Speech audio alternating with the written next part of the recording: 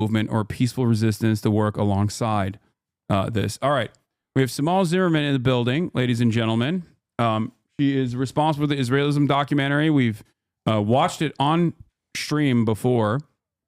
And also, of course, joining me is Noah Kulwin, who's been staying with me.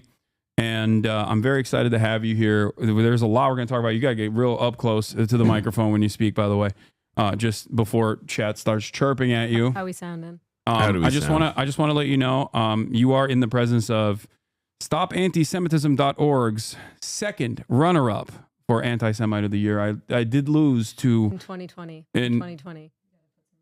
Well, oh, wait, you were... I was back in 2020. Oh, wait, she too. Oh, they both sorry. are. You have this in common. Wait, no way. Yeah. Oh, you were also almost anti-Semite of the year. Yeah, I was in the top 3. Who lost? Who'd you lose to? Nerdine. Oh, okay, that was. And Ice Cube. No, Ice Cube didn't get it, but we were in the. Yeah, you forgot Ice Cube had that Oh phase. shit. Okay, that's crazy. I lost to Candace Owens. Your year is a tough one because well, I don't know. Maybe Simone had kind of a Mickey Mouse ring because like you're dealing with it like post October 7th, yeah. when it's like, you know, there's like it's a lot of competition. Whereas back then, Simone, perhaps it was. I was just like chilling in my apartment during the pandemic, and they were like offering $360 Amazon gift cards to people to vote for me. I was just like trying to, you know, amazing bake whatever Allison Roman. So they had to rig it. They had to rig it against like a woman making shallot pasta in the Brooklyn apartment. Well, Great. my favorite on that one. Hold on, I'm gonna fix it. I'm going to increase her volume. Chat, shut the fuck up. I know. Okay. My problem. There it is. I know. Oh my God, that's amazing. I love this because this year is so obviously. Oh, this is Nerdine Kiswani. Never mind. This is someone else. Rabid Jew hater and terror supporter. I thought it was the year where the Ben and Jerry's lady got that. It's not. Nerdine Kiswani is not the Ben and Jerry's lady. I don't really know enough about her, but I guess. Oh, she's New York City chapter of Students for Justice in Palestine. Okay, hold on. Brooklyn Day of Rage protests, calling death to American Israel, threatening to set people on fire over wearing IDF sweatshirt and bullying Jewish students at her current law school, CUNY. I don't believe anything the Stop Anti-Semitism says, so I'm going to take that with not just a singular grain of salt, but multiple. And also, I'm going to fix your audio really quickly. Hold on. I lost to Candace Owens, who is actually an anti-Semite. She actually is anti-Semite. Yeah, I genuinely think the reason why I lost to Candace Owens, who is a real anti-Semite, was because she is a black woman, and Stop Anti-Semitism unironically like hates women of color more than anything else. So I think like she was like, all right, you know, this year we're going to give it to a real anti-Semite instead. Yeah, it is kind of surprising that they did that. But they got her in the intersection of real anti-Semitism and also rabid anti-Zionism. Well, yeah, so because she went after their boy. She was like, well, why is Ben Shapiro so powerful or whatever? Wasn't like he part of the basis of their schism? Yeah, but she also was part of that really disgusting amplifying of like, it started with the like ADL truther conspiracy. Yeah, this is like, I remember it. Yeah. Because they've been obsessed with like going back to the Leo Frank stuff. Yeah, the Leo Frank thing didn't happen. And then, you know, the reason that Israel does apartheid is because like in the Torah it says Jews are, you know. Oh, no, Talmud too, right? Talmud. No, not the Torah. Yeah. No, I forgot Talmud. that she was a scholar. Yeah. So she held that like really... I have to say, I tuned into it for a second. That was some dark shit with Andrew Tate and Dan Bilzerian. It was like he's the Nazis against Israel chat room. So, yeah. It's always super cool to hear all of the most prominent figures that like seemingly the right elevates all the time. They all just happen to be actual anti-Semites. So then what happens? Most of the anti-Zionist sentiment you hear come from people who aren't actually anti-Zionist at all. They don't really give a shit. They just hate Jews, you know, all while simultaneously suppressing voices like mine and apparently like yours as well.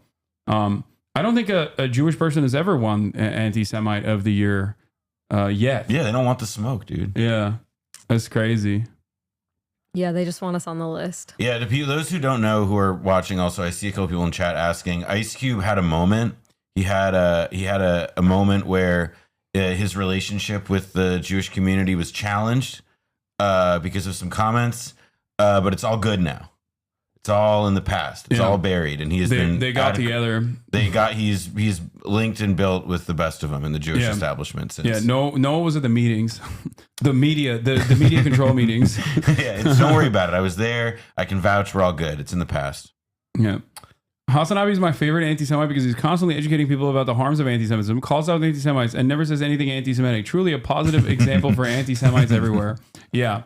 I do have a conspiracy on this, though. I legitimately do have a conspiracy. I want to run it by both of you guys, okay?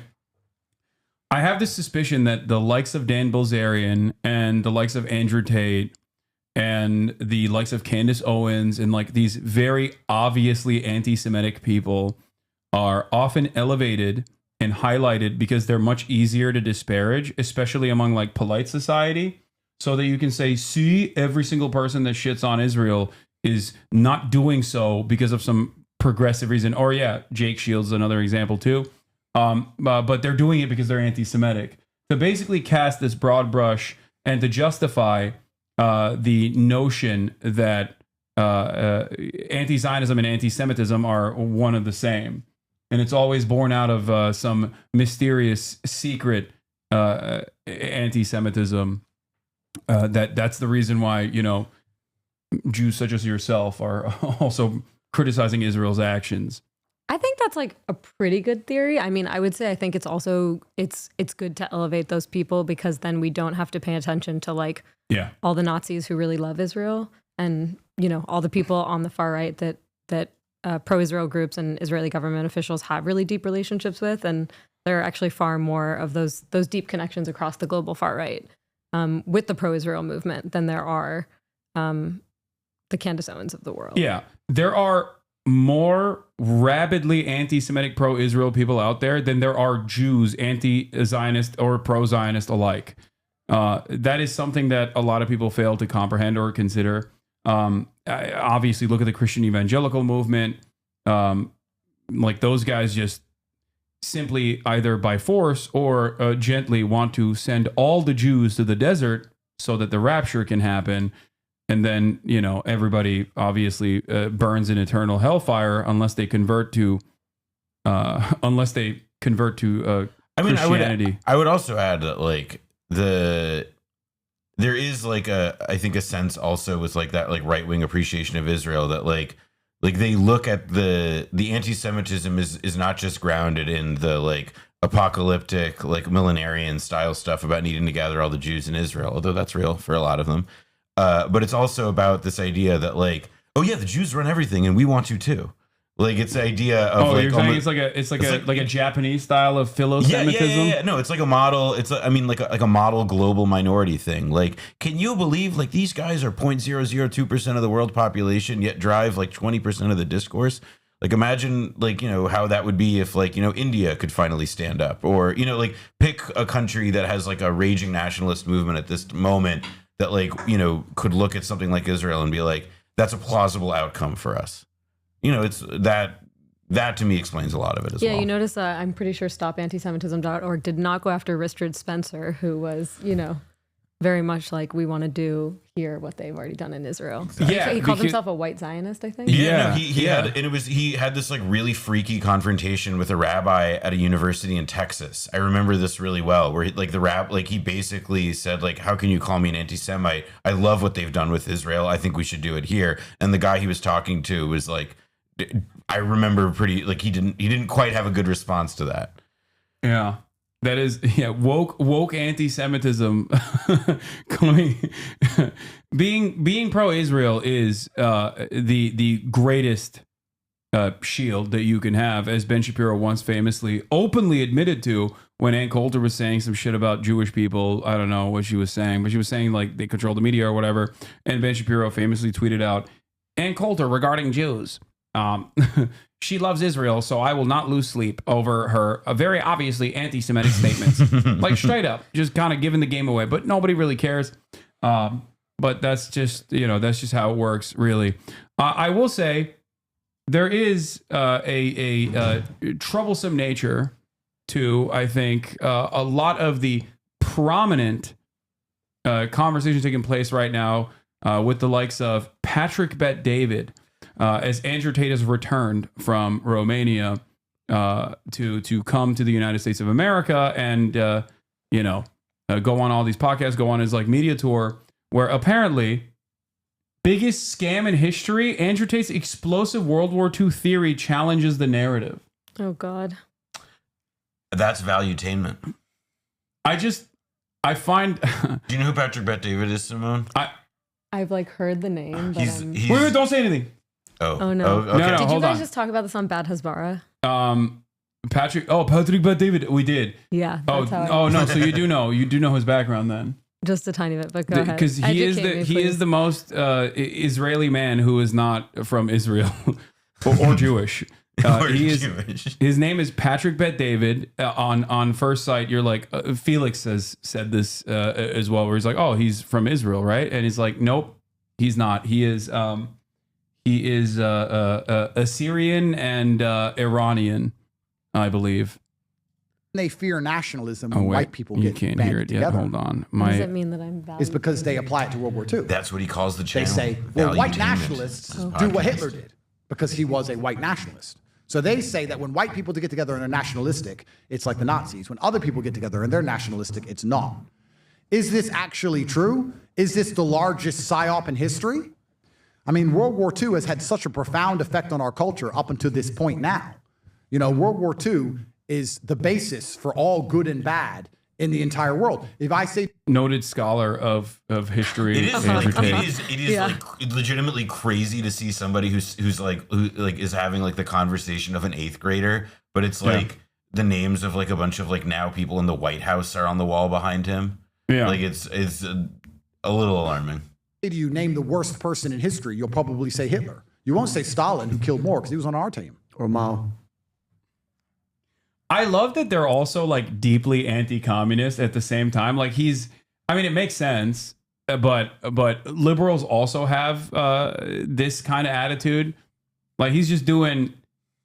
This is the lightest form, the most acceptable form of Holocaust revisionism that even liberals also entertain due to a lack of understanding or lack of knowledge or the deep resentment that people feel towards communism, where they just do like, well, Stalin killed more. Actually, he was worse than Hitler. Maybe we were on the wrong side during World War II. Like that's the inevitable logical through line that you follow through. Great stuff, though. Simone, I have a question for you.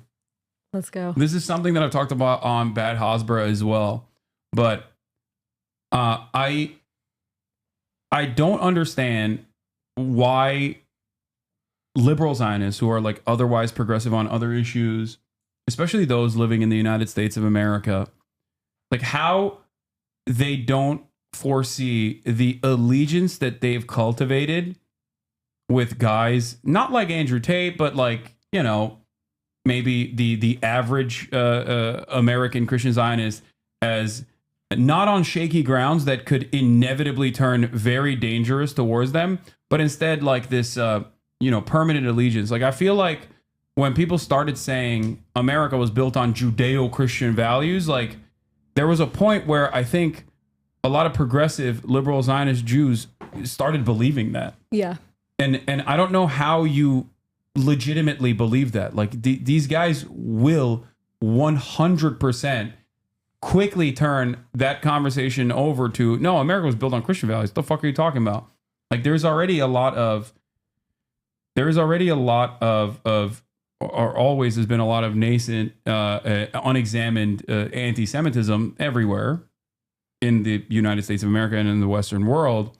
But because of Israel's actions constantly being portrayed to the uninitiated as being done at the behest of Judaism, falsely associating Israel's actions with Judaism, I think the first interaction that a lot of people have, paired up with the anti-Semitic tendencies that people have, lead them to think, no, it is, yeah, okay, Israel's killing a lot of babies, and it is for the Jews. I don't like the Jews anymore, is like the the way that I think a lot of people encounter this subject, and that's how you explode anti-Semitism. Yeah. Well, I'm curious what you.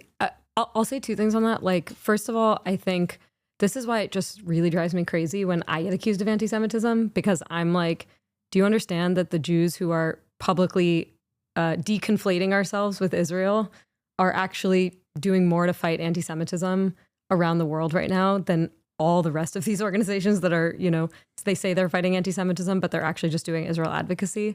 I mean, I do think that it is, there's kind of like a double message happening right now. So like pro-Israel organizations basically say, you know, you have to stand with all Jews. That's standing with Israel is standing with Jews. But then when Jews around the world get attacked, receive that blowback for Israel's actions, they're like, what the hell? That's anti-Semitic.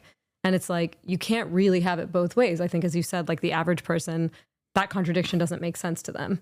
And I'm not saying I'm against, you know, random Jewish people being targeted for the actions of the Israeli state. And I'm also against the Israeli state saying it's acting on behalf of Jews around the world. Yeah. But I think the other part of the question, I mean, I think the easiest answer is like the ADL's conference this week was like a really good, I think, showcase for this. I mean, the ADL has formed like, you know, a deep alliance with the far right in this country, right? I mean, you had Elise Stefanik headlining their conference, and you know, and then when she made like there's this great article in JTA about the conference where Elise Stefanik, you know, white nationalist,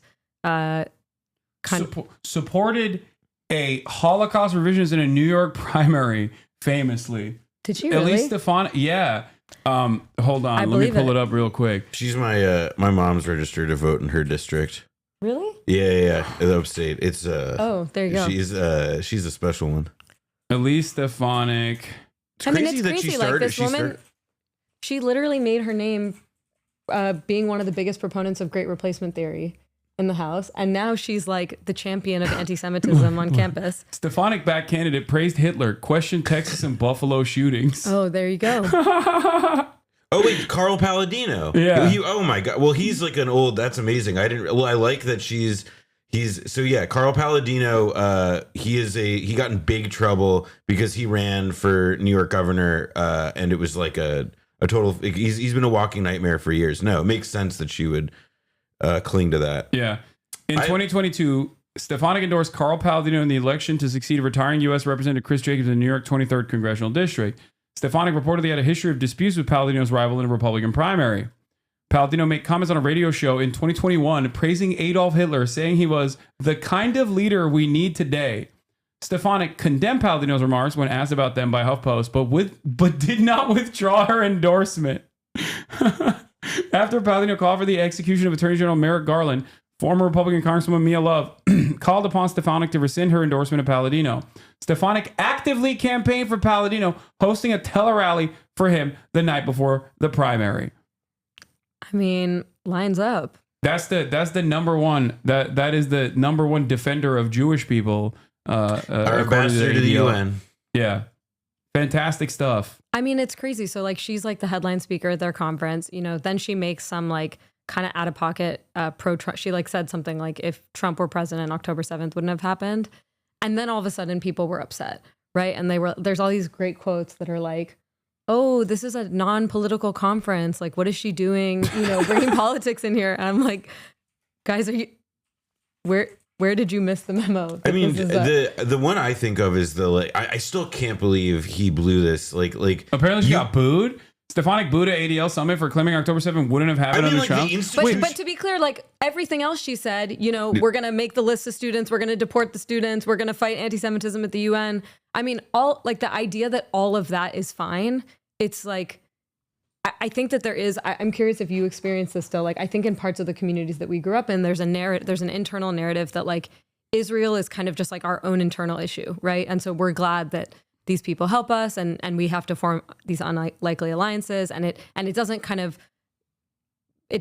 to the kind of broader politics. And I mean, I obviously think that's not just laughable, but like insane, when you're literally were they booing him because they were like, no, it definitely would have happened regardless because the Arabs are like anti-Semitic, parasitic monsters. Is that what it is? Like, it's also that like a lot of the people at the ADL like are like they voted for Kamala Harris, right? They voted for they're Democrats. Like this is a. I don't think that they represent like the broad, as the Gallup polling today points out, they do not represent the broad, majority of how Democratic voters and people who identify as Democratic feel about Israel or Gaza or anything that's happened in the last year and a half. But the ADL and a lot of these organizations, like if you look at the people who fill these rooms, who attend to these kinds of conferences, like it's not CPAC. Just because it's crazy Zionist, it's very, like they believe in a very dogmatically pro-Israel, pro-genocide policy, and as evident, as Simone was just discussing, like everything, like particularly around campuses now, things that are draconian and hard line that we would associate with like the worst qualities of McCarthyism, but they also, it's not CPAC. Like it is, I think like there is a meaningful distinction there.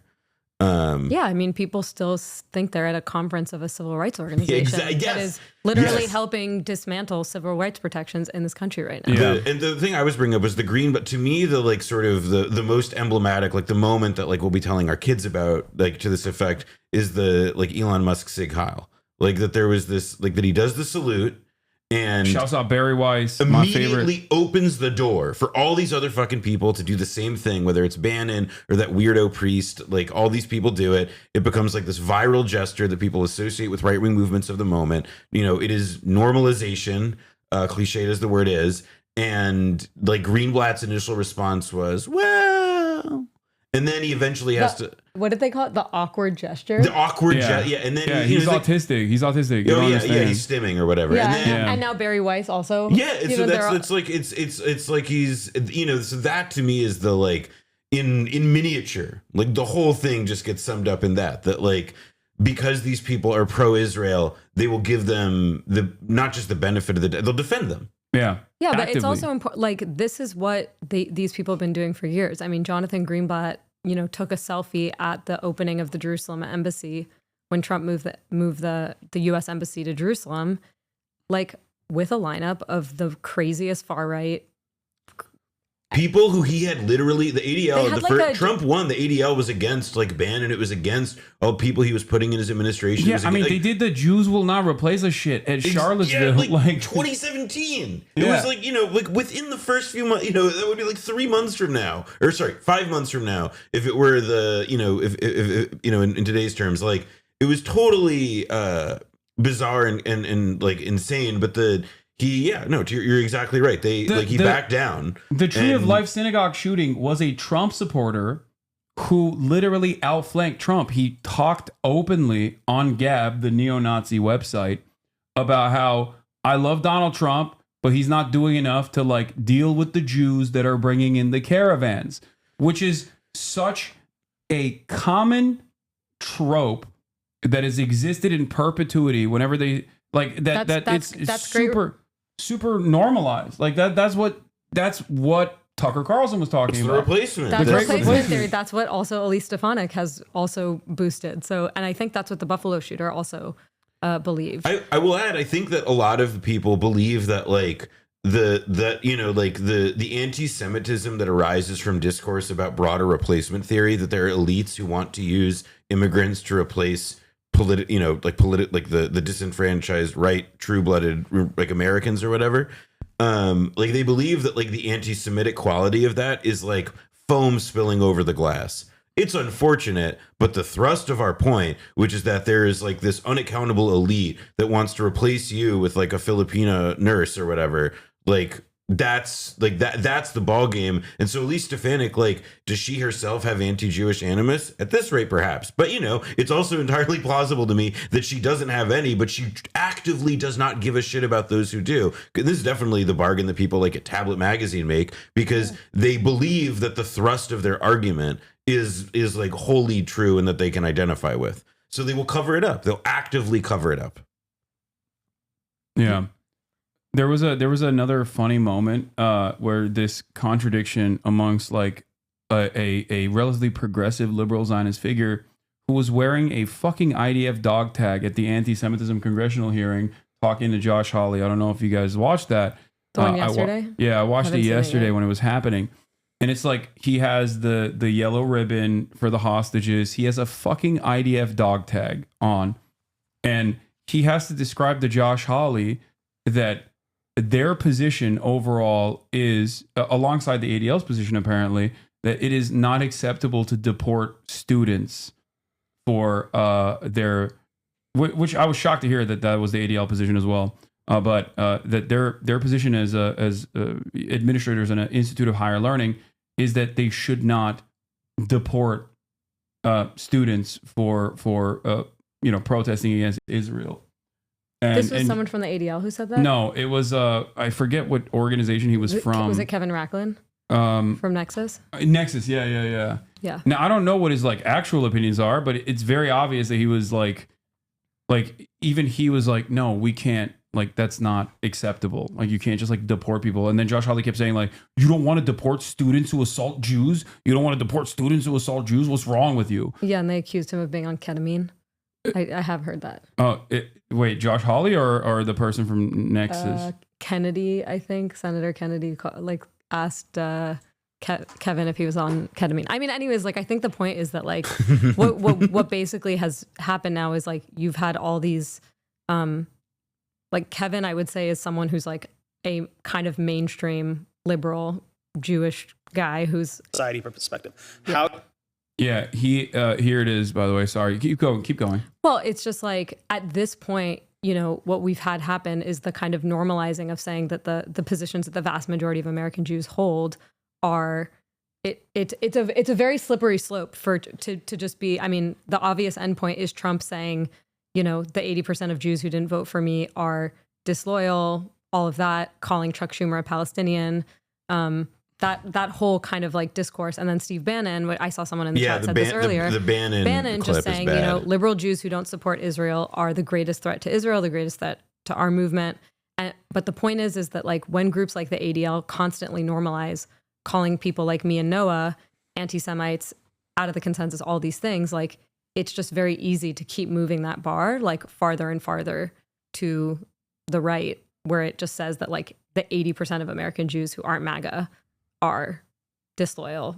Yeah, they're not sufficiently pro-America. They're not sufficiently, or they only care about Israel. We should just send them to Israel. That is the end point of this. And I don't know why, like otherwise progressive Jewish people just have been so brain broken by Zionism and internalized this so much. And that also, they just, can't I will say it only took 3 years for the Ukraine war to become such a domestically politically polarized thing that Trump threatens to deport all of the Ukrainians, given protected and refugee status in the United States. Like, I do think that there is like a quality where there are at least a few people in the pro-Israel movement who've been watching what's happening to the Ukrainians and to the like the way that like Trump has been managing the cessation of hostilities in that war, and are thinking like, well, maybe in a decade or two, the situation could be such that like we're the ones in that position as well. Like, I think that there is like a certain amount of like recognizing that this is just like, this is excess, even by the standards of people who do believe that it's an unsafe time to be a Jewish student on a college campus or whatever. Yeah, that's the other side of this story, because I think it like the reason why I keep asking you this question is because like I mean, you've obviously written and talked about extensively about the pervasive nature of Zionism as a formative part of the social conditioning of American Jews, who still very much are progressive with this very notable exception.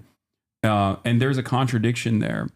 So could you elaborate a little bit more on how that journey begins, maybe even by talking about your own personal experiences?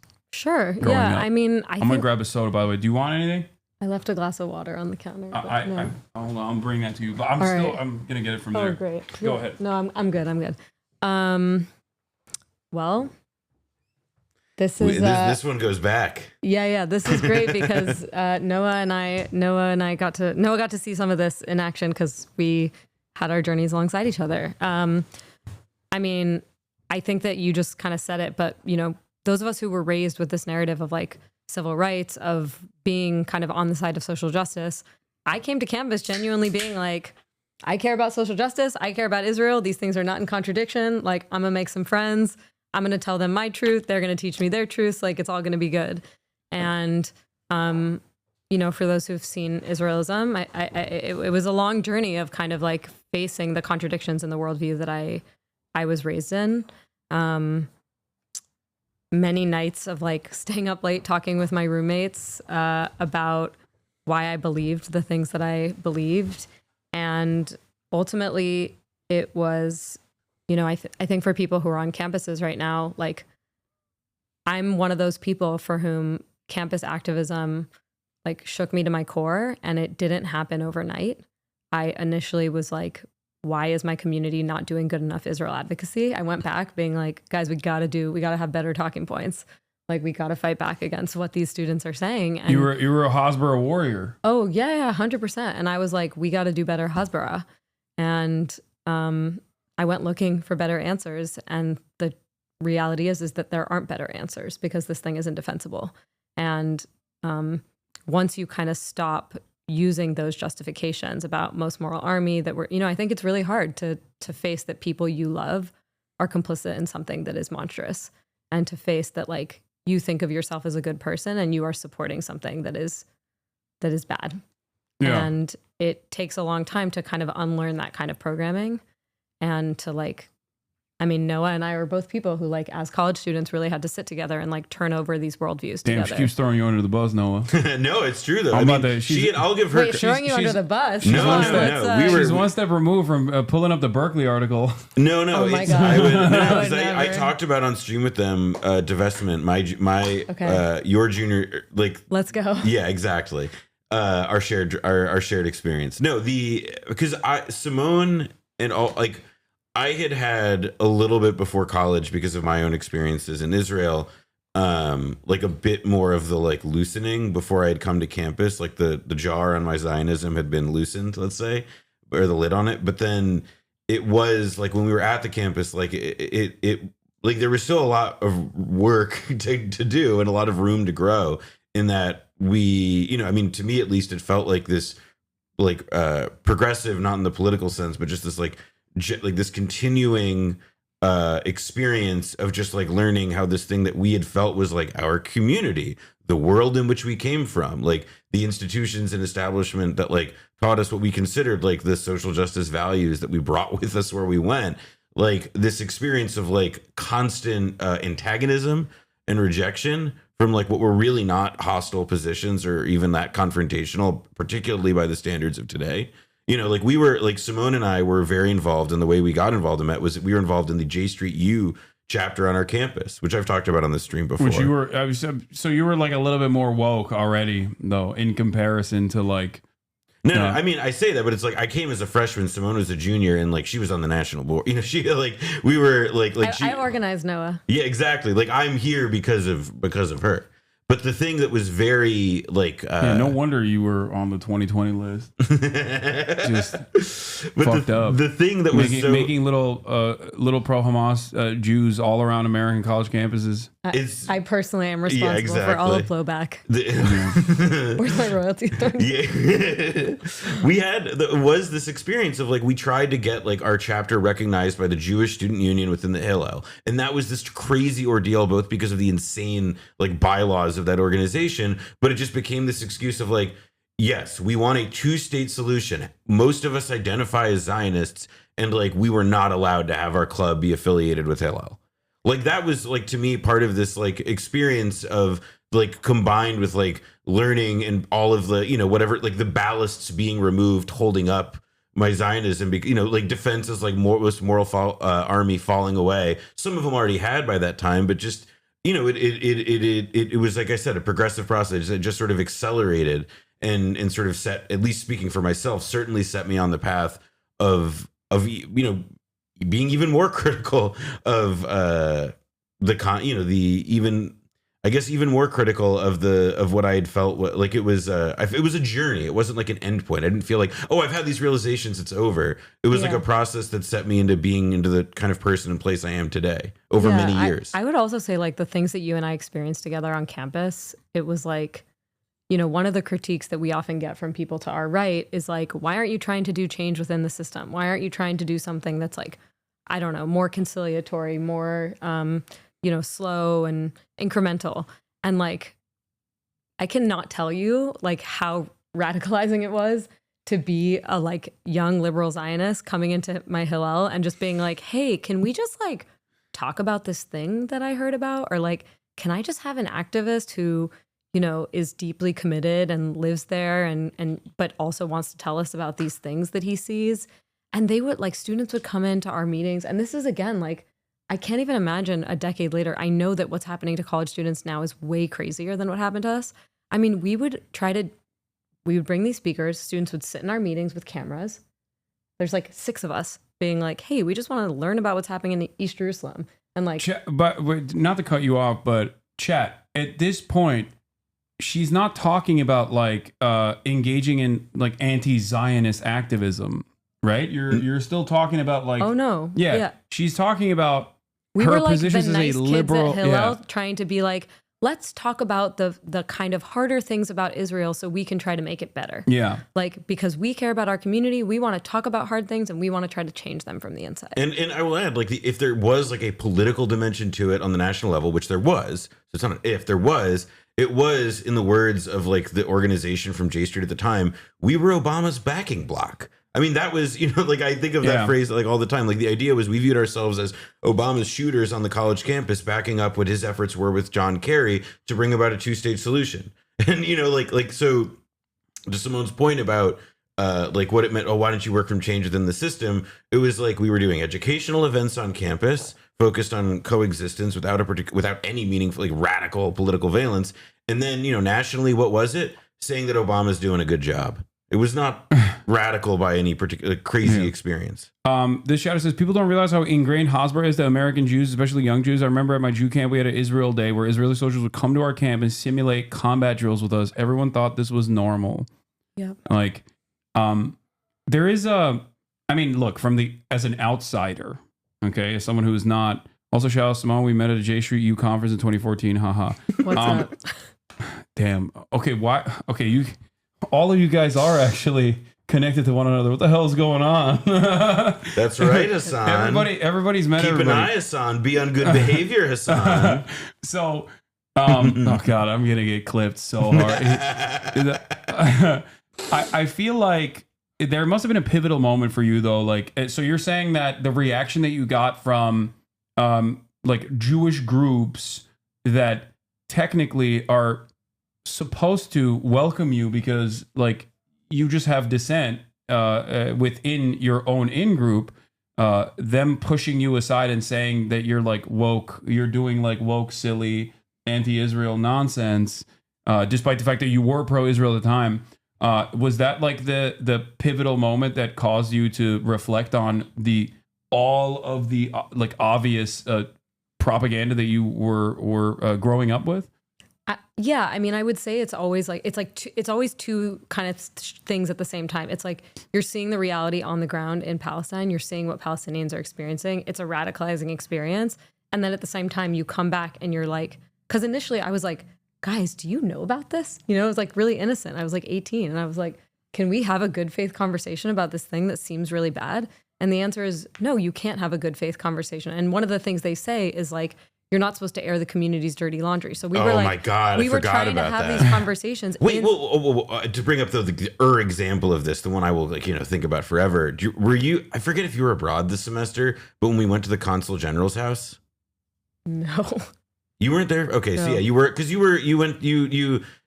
Simone was abroad the second semester of your freshman year, right? And so we're going deep into this is deep Berkeley now. This is lore dump. Yeah. No, but so the Israel Consul General at that time had a really beautiful home in Piedmont, like a wealthy a wealthy enclave near Berkeley or whatever. And a bunch of like Jewish student leaders were all identified to go there one night. And like essentially the message from this consul general was to all of us, like, you know, it was like a warm vibe, everybody smiling coming in. But he was like, listen, it's not good that we air our dirty laundry in front of the public like this. Like, this was a thing I was told directly by an Israeli diplomat, you know, speaking to a room full of college students. And, you know, again, I was, at the time, I must have been 19 years old. I thought it was normal. Or at least I thought that if it wasn't normal, it was like a sign of how serious and meaningful the work we were doing was. I'll say for me, like the final straw of my college experience was that you already talked about this, that there was a divestment campaign again during my senior year. And I'm not proud of this, but basically what we did as the J Street U chapter was that we were like, okay, so let's not do divestment. It was the, you know, don't divest, invest in peace, you know, show that we believe that, you know, America can be a force for good and blah, blah, blah. And so we wrote a bill that basically said that we supported, you know, an end to the occupation and dealing with the settlements. It's super mild language, but just basically like, you know, pro two-state solution, U.S. diplomacy kind of things. And we're in a closed door negotiation with other folks in Hillel. And one of the students said, well, you need to also have Hamas rockets in there if you're going to say this. And I was like, okay, well, if we put that in, can we also say like the human rights violations? And they were like, no, absolutely not. And ultimately where the negotiation between us ended is like one of the students explicitly saying to me, our organization will not sign on to anything that has anything critical of Israel in it. And so ultimately I found myself in this position where I was like, why am I trying to do a unity thing? Like I have this, one of the things that we like in the kind of Jewish community, one of the narratives is about communal unity. That's how like all these organizations, ADL, AJC, all these groups, like part of how they have their mandate and kind of advance their hegemony is by demanding that like the Jewish community speak in one voice. And I really wanted to do that. But then I realized very quickly that like what the compromise of that was silencing myself and basically conceding to the hegemony of like, we will not say anything about Israel in public. And all of a sudden I realized like, I see myself as a person who wants to support change. I see myself as a person who is against human rights violations, all that. Why am I on the other side of the people? Like that was the moment where I was like, why am I on the other side of these SJP students who like, I agree with, I support, I disagree with their tactics, but I think what they're talking about, you know, I mean, they were talking about divesting from settlements. Like it was a really, it's like, it's something that I feel a lot of like sadness about the fact that like students like me were like part of blocking efforts like that. And of course, you know, after that thing, one of the students from the pro-Israel group turned around and wrote an article about how all of us in the J Street U chapter were like secretly colluding with SJP. And I'm kind of like, I wish we had been actually, yeah, exactly. You know what I mean? That would have been way more honorable than what we did. Yeah. Yeah. I mean, it is, they also had like, I mean, there was a real, it also feels like a bit of like a window, like a seeing with like goggles into the future, some of the conduct of the like really hardcore pro-Israel groups. The student group, I don't know if they still exist, but in our 8 day at Berkeley, it was called Tikva. And like these, it was just like the first time I'd encountered like a kind of like radical, like right-wing dogmatic intransigence, and that like carried over into this, you know, again, like they tried to like make us social exiles within Jewish spaces. They tried to make it incredibly difficult for us to be like, I think they did it within their power, which meant that they didn't have much ability to actually do it. But like to the extent that they tried, like they did. And I think the long-term effect of it, I mean, at least from my impression was down the line, was that it like helped create an atmosphere that like, you know, again, continued to put enormous pressure on Jewish members of the community at Berkeley, obviously, who were, you know, wanted to have any relationship with like, you know, communities they'd come from and their contemporary politics, which has obviously just had the effect of making the organized Jewish community at the campus like seem way right wing and pro-Israel. Yeah, I want to speak on that as well from my experiences with all of the young Jewish Hasanabi heads that I met at the campus protests, where they literally talked about being, and you're talking about this from the perspective of like still being a Zionist and still feeling outcasted, still being made into a pariah.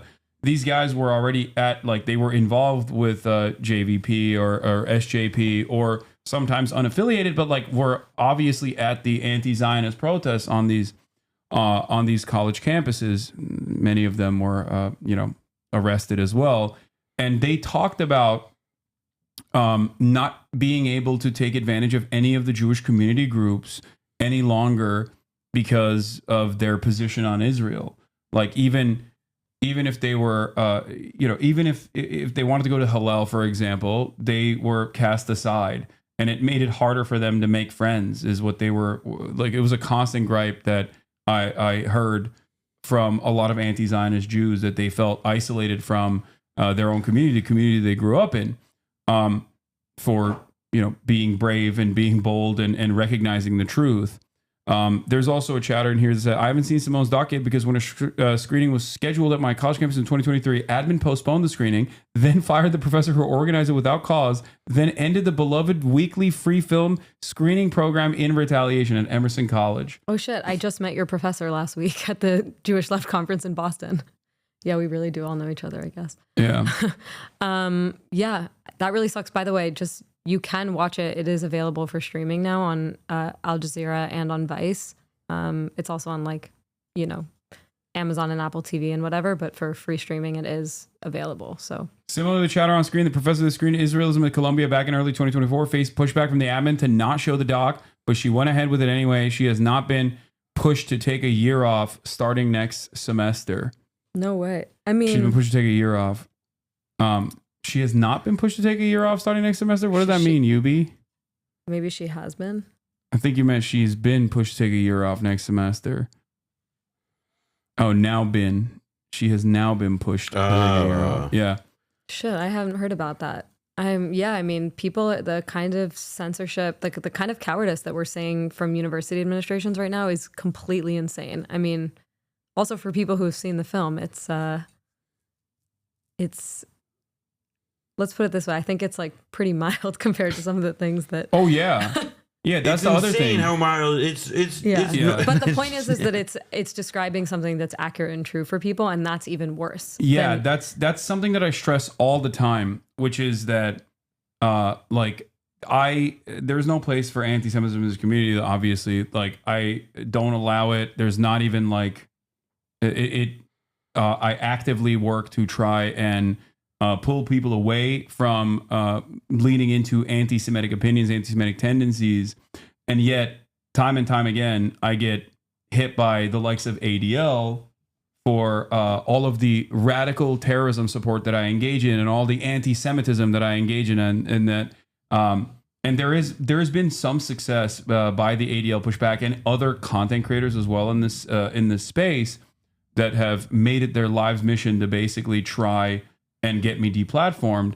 And I realized somewhere along the line that I think people like yourself or people like myself who command the attention of large progressive communities that have a bunch of young progressive leftist socialist Jews in it as well are more dangerous to the cause of Israel than anti-Semites who are also anti-Israel. And it kind of partners with this question that this person is asking: is there not a material benefit to Israel and its supporters that anti-Semitism increases in the West?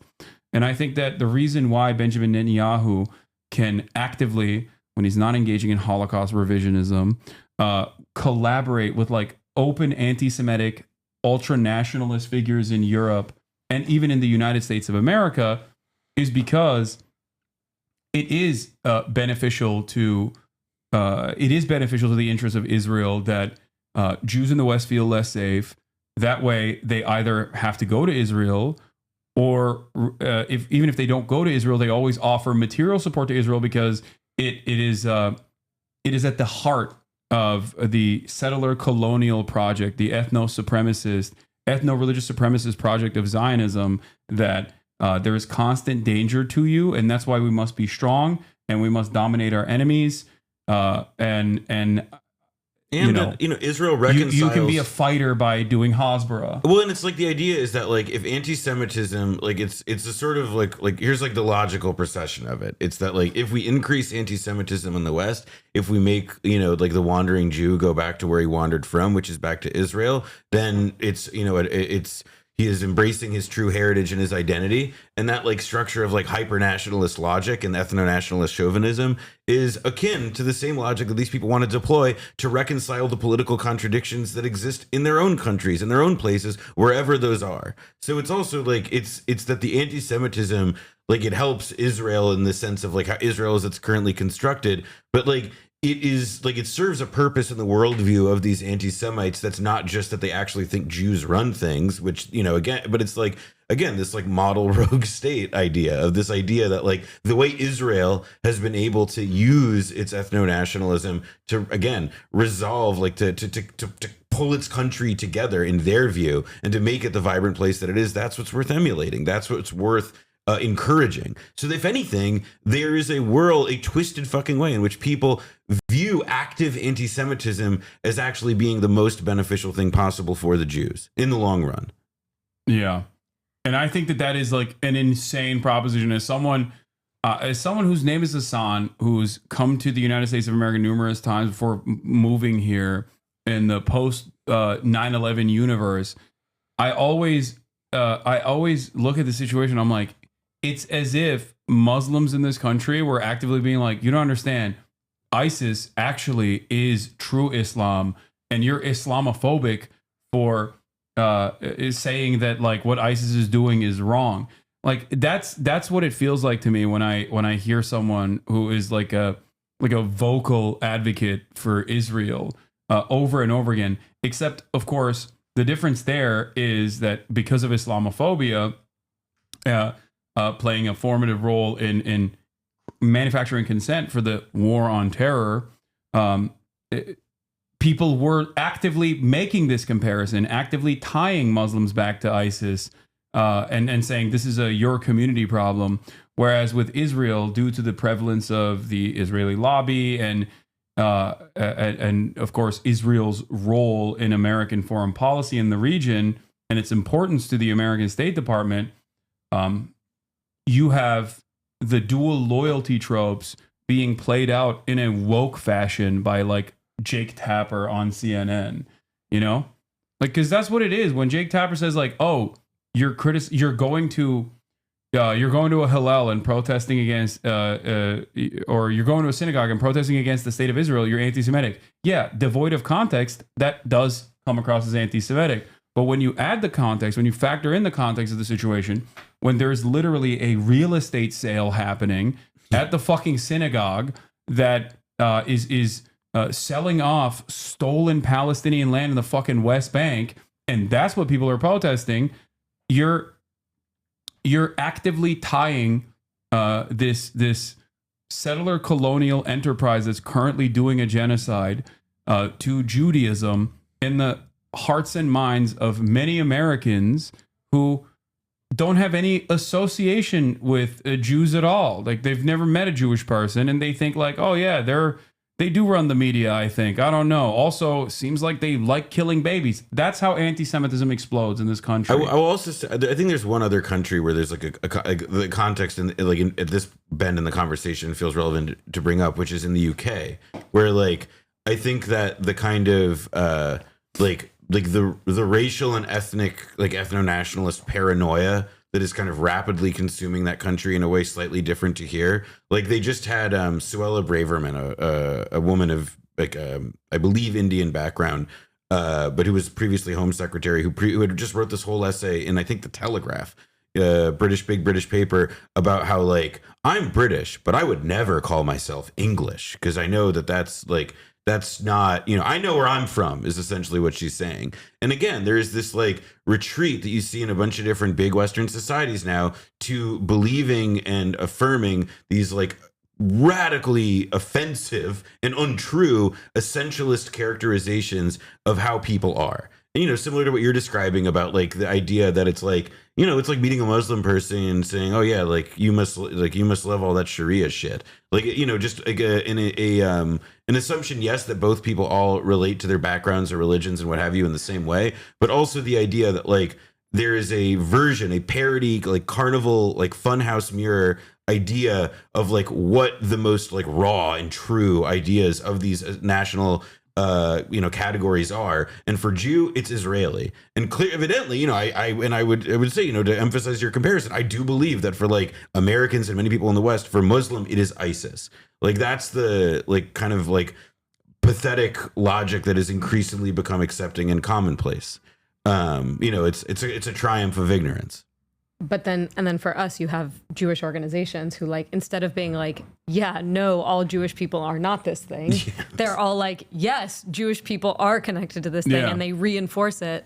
And I think to go back, like, I think your point is that it is actually good for Israel, for Jews around the world to be afraid and to feel unsafe. This is why, you know, they are blasting in their media footage of college campus protests, you know, everything from like, what happened in Amsterdam, where they like kind of create an entire media frenzy. That was so insane. That was crazy. The ADL, like months after it was revealed to not be a pogrom, and everyone was like, "Oops, my bad." For like all the officials that had immediately rushed to say, "I can't believe this." Yeah, this is why we gotta like deal with all these Muslims. I mean, they went straight for, and like the woman whose video they were circulating, she literally had a video of the Israeli soccer fans harassing Muslim cab. I don't remember who was actually in the video. they were harassing locals, and then they presented that as like a locals are harassing the Israelis, and she's like, "Hey guys, the Muslim hordes harassing Israeli fans who just gently wanted to watch a soccer game play out or whatever." And that was insane. The ADL came after me for that. They still, months after, everybody were like, yeah, my bad. We kind of went a little crazy with it. The ADL came after me to say, you know, Twitch still hasn't done anything about their anti-Semitic content creator Hassan, who is, you know, who's denying the thing that didn't happen. Yeah, who's not recognizing the Amsterdam pogrom that took place. Yeah, I mean, it's psychotic. It is psychotic, and I mean, I think like it's that the whole point of that is to kind of keep people who are less informed about what's going on in this feeling of like, you know, Israel might be kind of unsafe, but the rest of the world is way more unsafe for us. So we got to support this place because that's the only place we have. And that kind of, I mean, it's devastating to me, honestly, to see the kind of the paranoia and the fear that kind of promotes in certain parts of our communities. And I mean, it is their ads now. I mean, Yeshiva University, which is it's a major university in New York City, and like they have a medical school. I believe Howard Dean went there, and a law school, Cardozo, that's really ranked. You know, it's a for real university. It's and they market. They have billboards. I saw one in Jersey that's about like a lot of anti-Semitism going on. You know, you should, you know, you want to send your kids to a place that's safe safe from that. Send them to Yeshiva University, and you see the same university, but you see like the same shit on TikTok as well. Oh yeah, I saw that TikTok. The little kids like in front of the laptop, and they're like, "Oh, which school can I get into?" I don't know. They're so scary and anti-Semitic. At the end of it is YU, and it's like, "Oh, this is where I can go," and it's like, yeah, there's like. It's insane. The idea of like perpetuating, like it's yeah, you know where Jews are not safe? The Upper East Side of New York. Yeah, like what the fuck? No, Morningside Heights now is a no-go zone for Jews. Even though mostly Jews live there, don't talk about that. You have to literally be schizophrenic if you to believe that. Like that is the most insane. That pisses me off so much. Well, think about how many conversations you and I had before we went to college about people who are like, listen, you're going to go to the campus. Yeah. And the people, they're going to be people there, and the people, they're going to say things. And the things they say about Israel, they're not going to be good. And you've got to be ready. You've got to go to war. Like the conditioning to like be waging like psychic pro-Israel combat on a campus. I mean, like conditioning's a bit strong word, because I will say that like, for most people who even receive this propaganda or receive this indoctrination, even if, let's say, they have ambiently pro-Israel attitudes, you cannot, I think that like it's a Sisyphean task to try and convince a population that like the American college experience is fundamentally like off and bad and wrong for Jews and unworkable. Like it's just not believable based on the experience, based on the facts. Well, it is if you send a kid onto a college campus and say the existence of a Palestinian narrative and Palestinian protests means you are unsafe. Correct. So right now, when students are arriving on campus and there is a very widespread pro-Palestinian movement, I think there are a lot of young Jews who come onto campus and like before they've even had the chance to unpack the brainwashing, I mean, they do feel unsafe. I remember feeling That's that way, true. and it really took me a minute to be like, what is this thing? And to have the space to kind of like learn about it and unpack it. But I initially did feel like personally. I think as well, I always remember like the feel, like biting back the feeling, or at least and eventually confronting it outright. That this is that this is language that's targeting or demonizing or goes above and beyond what even I was opening my mind up to. I totally remember that. Yeah, but I mean, I'm also like, that's why I feel so strongly that this type of behavior from the American Jewish community, it's like actually abusive to children. Like it is hurtful to Jewish young people to put them in a situation where they are like so deprived of actual information and they are put into a situation where they think they have to be these like soldiers for Israel defending Israel as is carrying out a genocide. I mean, I really do like, it's not to defend what any individual person who has probably done, you know, horrible things to student protesters. Like it's not to forgive any actions that young people take, but I do really sympathize with like the average, like the really extreme brainwashing that a lot of people arrive on college campuses with. And I really hope that like they are finding people who can like help them leave and help them understand what they've been. Well, let me tell you, Simone, from my own personal experience, having a podcast with a person that I thought was very critical of the state of Israel. Sometimes it goes in the opposite direction. I don't know where we're going. I'm talking about Ethan Klein. We had a podcast together called Leftovers, and the podcast, of course, unceremoniously ended after October 7. We did like 2 episodes after that, and then the podcast ended. And the reasons as to why it ended is, well, at the time I thought it was because, Ethan doesn't want to talk about politics any longer. But instead, it turned into this whole thing where he spent the remainder of the past like 17 months actively coming after me and increasing the pressure valve, and also even successfully deplatforming a couple smaller pro-Palestinian voices or Palestinian content creators by claiming that they had a Habibi tier list, like who has a Habibi Pass tier list. And the bottom of the tier was loves Sabra hummus. Oh my God. And that was considered by the ADL and by Ethan Klein as the peak of anti-Semitism. Yeah. And they successfully banned these content creators for 30 days off this platform. One of the content creators was a Lebanese Jew as well. The one who made the tier list was Jewish. He was called a token and a terrorism supporter. I've, of course, been endlessly called a terrorism supporter for contextualizing the ways in which militant resistance exists against the apartheid state. And I guess the question I have is like, is there any point where you can just like recover that? Like, is there any point where someone who previously might have been critical, but like post October 7th, slowly but surely turned into someone who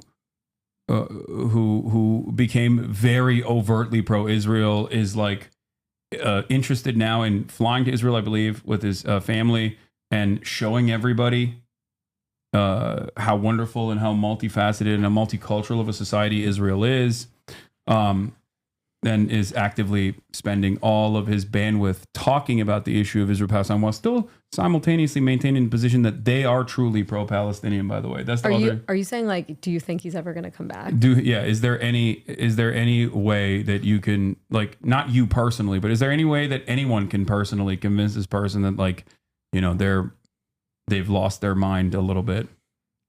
Oh, well, I think I'm willing to look. I guess what I would say is like, I have to believe that the answer to that is yes, because I'm somebody who went through a political transformation. It took me many years. It took a lot of people talking to me, turning things over with me, and people did move me. I always say when I do these screenings on campuses, like, you never know if the fight that you had with someone, or the like 3 hour getting into it where they left and you were like, damn, that person's never going to change. You never know that, like, that conversation might be sitting in a person's head and really like percolating, and like months later or even years later, they might come back and be like, that thing that you said really, really stuck with me. I mean, that's what the work of political transformation is. So that's one. I think thing two is, like, I do think that we are going to see in many years from now a lot of people who defended what has been going on for the last year and a half who are going to wake up and have epiphanies. It's going to be because more reports come out. I mean, it's kind of horrifying to think about everything we know about what's happened in Gaza over the last year and a half. There are going to be more reports that come out of people who have, actually go, when people are finally able to go, there's so much more. We just know that there's so much more that's going to come out. And I think that, of course, there are going to be people who are going to have breaking moments. There is going to be something that's going to make them flip. I think a lot of people right now who are out there in public, like, have things gnawing at them. You listen to what they're saying, it doesn't all make sense, right? I think the question of, like, what kind of accountability there should be for people like that, for somebody with a public platform who's done incredible harm, what kind of actual repair they have to make. That's like a whole other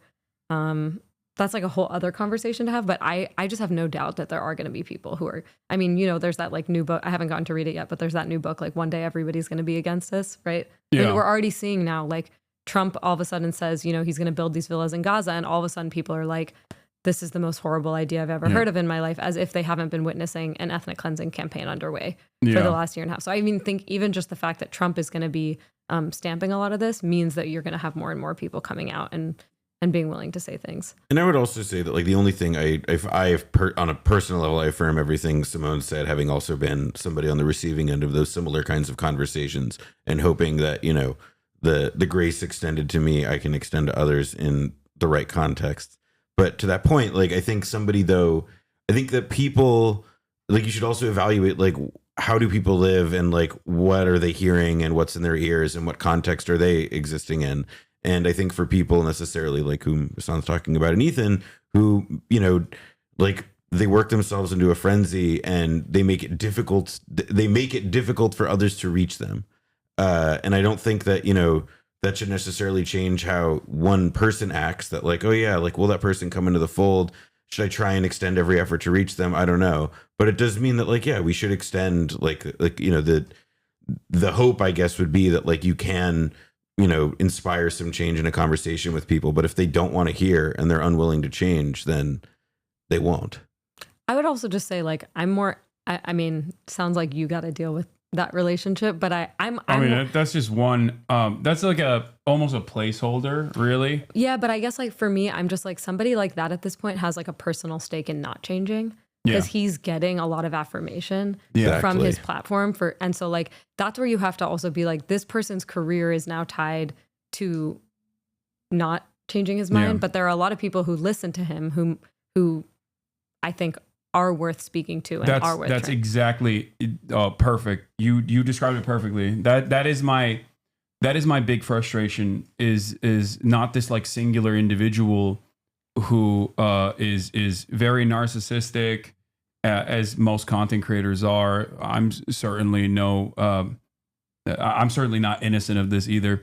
But it's not the fact that this person, like, deeply personalized the resentment and the backlash that he was receiving from his own community, as someone who had cultivated a very progressive community over the course of many years, and then saw unimaginable amounts of feedback from said community, because he kept saying things like Jewish Voice for Peace could be considered capos, or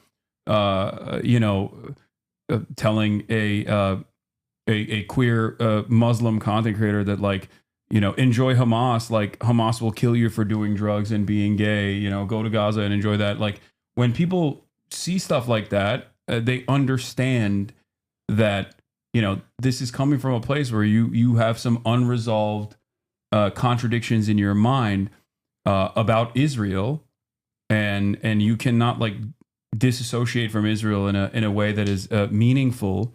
and then turning around and consistently saying like, well, all Jews are Zionists, so if you're anti-Zionist, you're anti-Semitic. Like repeating, the classic propaganda points over and over again like that only built up a resentment in his own community, and then looking for a way out and basically pointing the finger of blame at me personally is, I think, the reason why, in his mind, he's like, I have to eliminate this person. I have to make sure that, I have to prove to myself and everyone around me, and maybe even the remainder of my audience, that like it was him. That is the reason why everyone turned on me. He radicalized people into hating Israel, and then radicalized them into anti-Semitism. But he's one person. It's inconsequential, but he has a relatively sizable progressive community of people who think that they're pro-Palestine, but they actively spend all of their time smearing with vicious smears of anti-Semitism and terror baiting, and claiming that everyone else who is pro-Palestinian is everyone else is pro-Palestinian, not like him, is. But he supported the war and the genocide? He didn't. He has like gone back and forth on it. Initially, he did not at all, but he just like has found this weird liberal Zionist position where he's like, oh well, it is a genocide, it is fucked up. It is the war. The war is messed up, while simultaneously spending all of his time being like, well, if the walls were to come down, then all Jews would be genocided. Hassan wants all Jews because I'm a one-state. I'm an advocate for a one-state solution. I used to be an advocate for a two-state solution, but I think the settlement project has completely eviscerated that from ever coming to fruition, unless there is, an ethnic displacement now of 750,000 Jewish settlers from both East Jerusalem and also occupied Palestinian territory in the West Bank. That is impossible. Like that's never going to happen. So I think that the appropriate thing to do is eradicate the apartheid. And can I just say? Oh, please. Well, I just want to say one thing. Like I think that again, I'm like I can say I'm like about a person who I don't really know, but I think that there's a stream of kind of liberal Zionism right now that is basically saying like, what happened over there is bad and is sad, but we're not going to do anything about it. Yeah. And that's like, there's a kind of trope about Israeli discourse and literature, this idea of shooting and crying. So, the idea that you kind of like support the thing that's happening, you kill Palestinians, but then you turn around and you cry about it, you feel bad about it. Yeah. And I think we should like, obviously like very actively resist, especially in a moment in which there's like an ongoing genocide, that kind of, it's not just like just a really harmful like way of thinking. And I hear this all the time from liberal Zionist commentators and individuals that I follow where they're like, we supported the war, but not like this. Or, there's a podcast that is like a kind of niche Jewish community podcast that I sometimes listen to understand what kind of idiocy people in my community are hearing. And there was a conversation where their reflection on the Trump announcement about ethnically cleansing the entire population of Gaza, first of all, started out by one of the commentators saying, well, I mean, would it be nice if I could wake up one day and there were no Palestinians in Gaza? I mean, sure, but, that's horrible. And then the other guy in the podcast was like, oh, that's the Israeli in you talking here. This is on the Hartman podcast. Oh, I remember. I remember this. I remember this bad. And it's like, and then they went on to say, that would be so terrible. But again, they're still talking about it in the context of like, we support it. We're not going to do anything to stop it. Anybody who's calling for accountability, anyone who's calling for halting of weapons to Israel, the ICC, like all of these international institutions, calling all of them anti-Semitic. And so then what does it leave you with? Like you say you're against the thing, but you're also against anybody who's going to do anything to try to stop it and to offer something different. That I don't think that is any, I think a lot of people in the movement would say, I would just rather the honesty of someone who's saying they support the ethnic cleansing than somebody who says, well, maybe I'm against, but will like kind of waffle that hard and keep people confused and complacent. Yeah, and I do want to stress the importance of like the way that I think a lot of people do this in like relatively progressive circles or liberal circles is by always reshifting the attention back to October 7. Not in the same way that like the, you know, oh, I hope your beeper is beeping enjoyers, but instead reshifting it back to like the trauma and the atrocities of October 7 over and over again, and constantly relitigating that.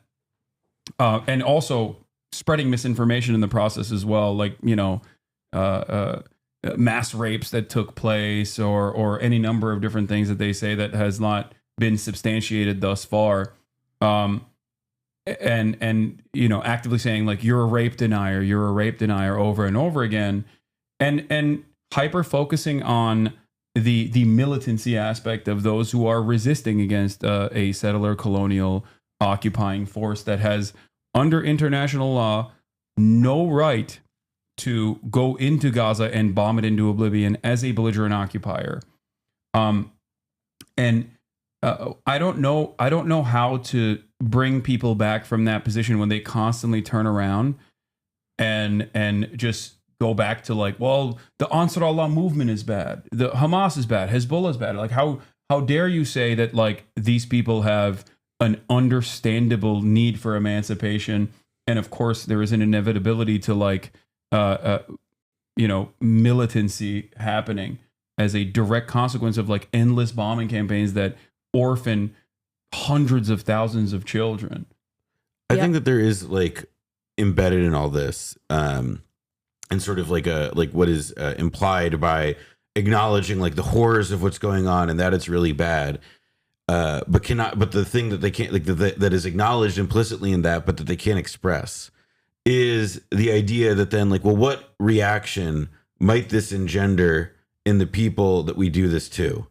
And then comes the fear and the overriding fear of like, well, what might they do to us if we were ever under the same roof in like one community, one state, whatever the arrangement is. And I think that there is a, you know, I think that this is an actively repressed sensation and thought for some people. I think it's just something that others may just feel in their body. The knowledge that like, well, if I do believe that this thing is really bad, but I'm not really able to articulate anything, you know, against it, then there's, you know, the knowledge, like this, like sort of, this like sword dangling over you that, you know, that like, well, one day, like these people may deal to us the unkindnesses that we've dealt to them, which is not what I believe, to be clear. Like, I don't believe that there's like some Palestinian pain being dealt back to the Jews, or like that's not the line. And history has never, that's never happened throughout history either, with like, I guess the exception maybe of the, well, even in the Haitian Revolution, I would say. I mean, that, like there's a bunch of people love telling lies about saying like, oh, in Algeria they went to murder all, slaughter all the friends, but it's not how it works. But like the anxiety is part of what I think is there. And that there is like this, you know, so when people say like, I'm afraid that like all the Jews are going to die or all the like whatever, like that's what they're speaking to. And I personally, I don't know how you unlearn that or unteach that in an individual person. Yeah. But I know that like, you know, encouraging humanity as a broad practice is like how you undermine it by showing that like, no, these are fucking normal people who want to live normal lives and they're not raring to go to like chop your head off. They want dignity. Yeah. The reason why I dialed it back as soon as I said the Haitian Revolution is because like in the or during the Haitian Revolution, yes, there was a lot of violence, but the retaliation for it from colonial powers was still, once again, tenfold back to Haiti. And the current predicament that Haiti is in is a direct consequence of that. So even in the Haitian Revolution, it still did not take place. Yeah, I mean, I always draw parallels to the Nat Turner Rebellion or the violence that took place during the resistance against South African apartheid, or the liberation struggle for Algerians, or the Warsaw Ghetto Uprising, which I think is a really decent analog. And yet, I do think that it's just like impossible for people to penetrate. It's impossible for me to penetrate the security blanket that they create around these racist opinions that like, no matter what, these guys are violent, they're rabid. I won't say it out loud that I feel that they're violent and rabid, but I am still scared that they are violent, rabid, and anti-Semitic. And it's just like impossible to shake through that. that like these are normal people who have been fucked over time and time again in incredibly meaningful ways, in ways that have ruined their lives, in ways that would break the soul of any person, and yet they've still demonstrated resilience, and on top of that have throughout time reacted to the extreme cruelty that Israel subjects them to, and have increasingly become more militant as a consequence of that. And yeah, I don't know. I just don't know how to like get that across to people, because the moment that you open up this conversation, I think they just go, nah, you're a terrorist, you're an Islamist fundamentalist, you love ISIS. Yeah, I mean, that sort of shit. I think it's like a level of complexity that like, I mean, first of all, you know, we talk a lot about how this is like the first live stream genocide in history. I think sometimes I have moments where like the most kind of humble part of me is like, it is crazy to live through this and to be making sense of it in real time on the internet. Where just like this much discourse about history happening in front of you is like something that's hard to do. So like, honestly, respect that you are doing all of this right now. I think that like, I mean, you know, I tweeted on October 7th something about how anybody who's been watching this situation could expect that it was going to explode, and was warning that it was going to explode. And people went crazy at me for saying that. And I think that, again, it's a level of both like humility and complexity that you have to hold to be able to say, like, this situation, the Israeli apartheid, what Palestinians live under every day, is something that no human being should ever be subjected to, ever. And the siege of Gaza, which has been happening for almost 20 years before this war, already you had reports of things like suicide rates among kids being through the roof, right? The kind of the inhumanity that people are subjected to there, not being able to go see your family for a funeral or for a wedding, having to get the army's permit to go see your relatives who live in the West Bank. I mean, these were the daily realities of, you know, not being able to get the materials that you need for the proper dental filling. Like this, not getting building permits on the West Bank, like having 98% of them being denied, now 100%. Yeah. I mean, all of this are like basic rights that human beings have to life and to family that Israel denies from Palestinians, and has denied from Palestinians every single day for decades. This is like why it makes people crazy that the kind of reality depicted in Israelism all happens before October 7th. And it's a really, I think, inconvenient argument to people who want the apartheid to continue, that when we say apartheid makes everybody who lives there less safe, this whole situation endangers everybody who lives there, and they don't like that. And that's why they accuse us of just being, you know, they just kind of brush it all with like, you know, terrorist supporters, justifiers. No, we're actually people who are trying to understand the situation so that we can end it, so that we can envision a different reality in which all people there would be safe with rights and freedom and all that. And they don't want that, because they want the apartheid to continue. Yeah. There is this from Mohammed Al-Safin on Chapo, where he said that an entire generation of Palestinians have never even set eyes on an Israeli and knows them only by the bombs and sniper bullets they send, by denials of requests to seek life-saving medical care. Israelis have dehumanized themselves. And Damn. there is some truth to that. I mean, rest in power to Refat al-Raed, who also had said something similar. The first time he ever met Jewish people who were anti-Zionist was when he left Gaza, and he came to the United States of America, I think, where he saw that that Jews, in the way that he understood it from his own lived experiences, wasn't about just like slapping a Star of David on the side of a tank or a fighter jet and then like sending bombs to his house, or killing loved ones, and that there were actually Jews out there who weren't a part of this like monolithic force in the way that they interpreted it.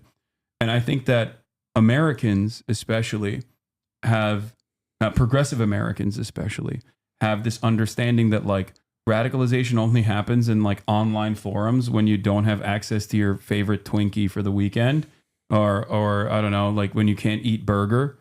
And they don't realize that like this, like what Americans or what the Western world perceives as anti-Semitism on that side of the fucking planet is not the same as like Nick Fuentes. Nick Fuentes has invented some kind of a Jewish supremacist attitude that he has invented this perception of victimhood as Nazis had before him time and time again, especially in the Western world. But for the Arab world, Israel packages its actions as Judaism, as doing so for at the behest of Judaism, falsely doing so, of course, and as a settler colonial enterprise, when it engages in these violent actions, like, yeah, people don't hate people there don't hate Jewish people. They learn to hate Israel, and Israel to them is just Judaism. That's the only expression of Judaism that they see, and I cannot explain that to Westerners in general who just will we'll go Hamas is a terrorist organization. That's it. Like that's it's a thought terminating term that people, I think, use as a mantra almost. They basically say, no, Hamas is a terrorist group. No, these people are violent. Like they just like tell that to themselves in order to justify not hearing the words that are coming out of my fucking mouth. Yeah, I mean, I was thinking there's this book called Our American Israel that actually is being re-released on paperback pretty soon. I would really recommend it for people who are interested in learning more about the kind of shared mythology between the U.S. and Israel, and how like so much of how we think about Israel in the U.S. is also about how Americans want to perceive themselves, and so much of the kind of racist war on terror language, like all of that, it's very much like a joint Israeli-American project. And yeah, I mean, I think just, the thing that you said, like that totally flipped my world upside down. Also, the first time I met someone in the West Bank who was like, the only Jews we ever see are soldiers and settlers. Like, and I think for me, that's the book. It's a good read. You read it? I have not. Our American Israel, The Story of an Entangled Alliance by Amy Kaplan. Slaps. Yeah, there it is. I'm repeating it right now. Thought Terminator, another YouTuber I like calls them everlasting thought stoppers. Yeah, that's simply what it is. It's just like, make sure you don't show your phone, by the way, to the camera. So you just keep it low. Oh, nice. What happens if it's? Yeah. The term thought terminating cliche was invented to explain cults. No, it is cultish thinking. Zionism creates cultish thinking. It also for sure. it makes you not consider anything like context. Like, for example, like, who South Africa, the state of South Africa also called terrorists an official state language for like the entirety of their existence, the ANC. And, the ANC committed acts of violence, yes, but that wasn't why South Africa called them terrorists. It wasn't why they called SWAPO and Namibia terrorists. It's because they had a righteous cause. Exactly. It's because they had a cause at all. Yeah. There probably are there probably are people out there with a cause I don't disagree with who get called terrorists. Fine, whatever. Point being, though, that like in this instance, it is evidently clear that if you have, again, like if there is anything that resembles a context to those words, that if they've been said by other people in similar contexts before, you don't know that. You just, it's not like that would break the thought terminating function. Yeah, I think that's why it's important to whitewash former revolutionary figures that have now been appropriated into like the permissible structure of a liberal interpretation of history that fall into the good bad dynamic. That's why it's important to say that Nelson Mandela abhorred violence when it's literally ahistorical. It's the most ahistorical thing that you can say. Nelson Mandela, who was, of course, famously in the terror watch list until 2008, the American terrorist watch list. Nelson Mandela, who like neocons and right wing in this country hated, for among other things embracing Fidel Castro because of Cuba's role in ending apartheid. Yeah. But I mean, it is like, I think the terrorism piece of it is also like, look at who gets called a terrorist in this country domestically these days. And I think increasingly, look, if somebody does have like a notionally or nominally like liberal political consciousness, like I do believe that in rhetoric, those kinds of similarities are only going to increasingly become more stark. Yeah. Luigi, also a terrorist, remember. But in terms of things changing, let's talk about this.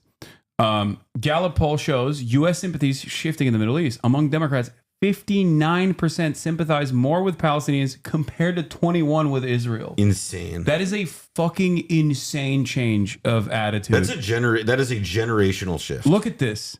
Look at this. Look at where it was. It was in the high 10s to low 20s, almost in perpetuity.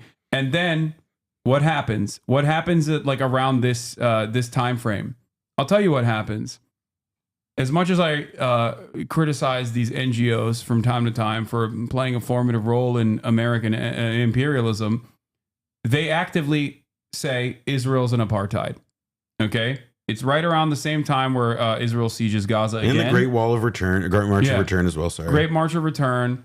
Israel siege on Gaza again. The bombing of the Associated Press building, the assassination of Shireen Abu Akleh, and the occupation of Sheikh Jarrah, all of that, along with these NGOs coming out and saying Israel is an apartheid state. It is like they correctly, finally exhibited the bravery to say the truth.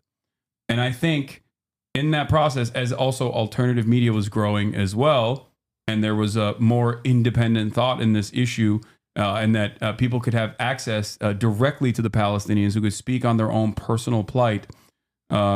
We got to this point where 59% of Democrats are now more sympathetic to the Palestinians.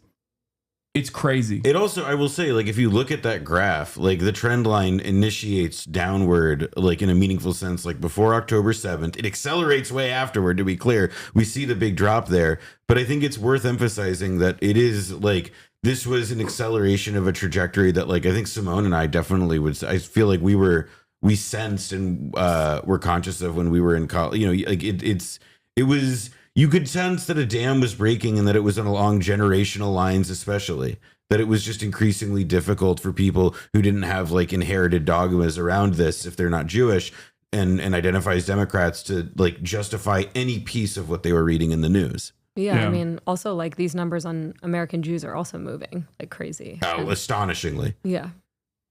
Yeah, less than half in the U.S. now sympathetic towards Israelis. Damn.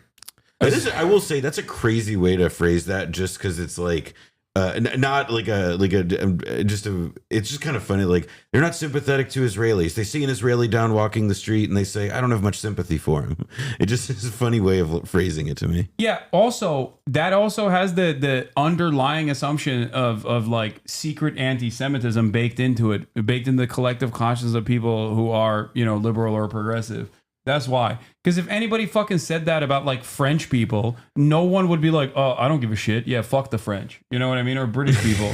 But because it's Israel, and Israel has packaged itself as the Jewish state over and over again in perpetuity, as it continues to do untold amounts of war crimes and terror, that you know, this simultaneously plays a role in people being like, well, that's a little scary. I don't see any relationship between the headline and the subhead there. I think those support for the establishment of an independent Palestinian state remains at majority levels. What do those two things have to do with each other? I don't know. Yeah. But yeah, that is going back to the previous thing that I was saying, though, is like there is this underlying fear of the same exact fear that like the historic oppressors have always felt, and is an unjustifiable fear to have, that like they will do to us what we've done to them. And like you admitted, or like you mentioned, there's an admission there of like, we are doing to them something very bad, which we'll never say out loud, but we are doing something bad to them. And while it's never happened throughout history, this is the fear, and that's why so many people who say that they're pro-Palestinian still try to draw the conversation back to like, oh, I do want a two-state solution, knowing full well that will never come to fruition, and simultaneously claim that like anyone who's a one-stater is actually demanding the Holocaust to happen again to all the Jews in Israel. It's a fucking psychotic thing to say, and yet so many people maintain this position, and I don't know how to deprogram them away from this like insane perspective that they maintain and keep so I think close the big to their one heart. is, I think like the facts are on your side, and just that it's like, that's not what oppressed people do. It's not historically how it bears out. And that like, if anything, like a far worse and more dangerous and far more reckless of a situation would be to create two separate political national categories, two different states, put them next to each other, and thus make their interests divergent, to like separate a common like reality for them. Like is actually like, it's not doing that at all. That's an illusion. It creates a new common reality in which like they remain pit against each other. I just have never felt that like the idea, like once the switch flipped for me that like two states were both unworkable, like the moral force of that, of an argument for it, also started to like seem like it also dissipated for me over the years. And it's felt like a way of like a cop out of just saying like, we can't trust Palestinians to live peacefully. Yeah. But that's embedded in it. Yeah, I mean, Yeah. I think also when you're like, I don't know how we do this. I mean, the polling shows that we are doing it, right? I mean, Yeah. these numbers have been shifting incrementally. Like more and more people are waking up, and I think the fact that we're like continuing to kind of like debunk the argument and put forth something different, like we're seeing that it's resonating with more and more people. And so like, I think even the fact that we're like still having these conversations it can feel really tiring and defeating. I will also say, like, Hassan did the Theo Von show this week, and like the Theo Von interview with Gabor Mate. I don't know if you've seen it, but like Theo Von was at Trump's like inauguration, and he does this interview with Gabor Mate where it's like it breaks through on camera, like just like what the experience of a child in Gaza must be, like what his life must have been like, what his dreams must be, and what they can't be, and things like that. And it's like the truth breaks, in the right context, in the right moment, in the right mechanism. Like the truth can break through to anybody in that way, because we are all human, and we all do, even in our worst capacity, possess the ability to imagine and visualize and feel what life might be like for other people. And that naturally is a comparison you make for yourself, and it's devastating. And, that's what a conscience is, at least to me. Yeah. And unfortunately, the people who are actually in power in this country and in Israel, like, they just want to keep making things worse and make more and more people feel unsafe. And I think that you are hearing actually more and more admissions of like, there is, if you listen closely to the discourse, there is the admission that they know what they've done to Palestinians. They say it even sometimes, right? The Nakba never happened, but careful, we're going to do it again. Yeah. Right? I mean, that's a constant, that kind of double speak is really, it's very, very present. Like I think actually when the ghost of the Nakba and the kind of admission of what is being done is that is like the fear of the colonizer comes out a lot in that discourse. But it's, the idea that like people would be safer without apartheid is something that the people who are for apartheid want to very vigorously resist. So, and by the way, like it's, the colonizer thing, like it also like implicit, like what do colonizers do when the colony ends? They go home. Like I do, in like the historic examples, and like that anxiety is like, well, if these people aren't going to go home, as the state has been for 70 years, like if that, and people might leave in like a one state like the South hypothetical. Africans that went to Israel. Yeah, or America. Yeah. Shout out to some of our very good friends.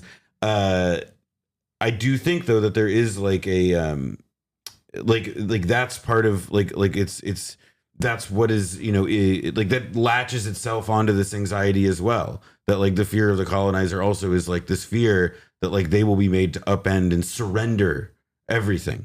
They have to like it's not a thing that they can shake so easy. Yeah. And people always are like, Hassan, how dare you say that it would be. I think we gotta, someone's unfortunately gotta bounce. Oh, you gotta go? I'm sorry. We could wrap in like a couple minutes. No, this is perfect. No, it's fine. Thank you so much for coming on, by the way. Is there anything you want to promote? No, I don't know. Thanks, guys. This was my first time ever on a stream. So hell yeah. Chat was great. You guys were fun. You guys behaved amazing. Yeah, don't lie to them, Noah. Well, it's the mic thing is over. That was before she got true. here. Thank God. But I still remember that.